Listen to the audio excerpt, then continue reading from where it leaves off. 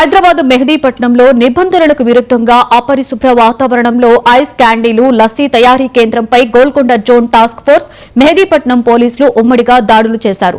భారీగా నిల్వ ఉంచిన ఐస్ క్యాండిల్స్ లస్సీ ప్యాకెట్స్ తయారీకి ఉపయోగించే యంత్రాలను స్వాధీనం చేసుకున్నారు. కేంద్ర నిర్వాహకుడు సయ్యద్ ముషారుద్దీన్ నుంచి 5,44,000 విలువైన ఐస్ క్యాండీ ప్యాకెట్స్ ను లస్సీ క్యాండీ ప్యాకెట్స్ తయారీ వస్తువులను స్వాధీనం చేసుకుని కేసు నమోదు చేసినట్లు డీసీపీ అందే శ్రీనివాసరావు చెప్పారు. ఈ తనిఖీలలో Golconda zone task force inspector Venkatesh, Mehdipatnam inspector Mallesh, ఎస్ఐలు విజయానంద్, ప్రీతి సిబ్బంది పాల్గొన్నారు.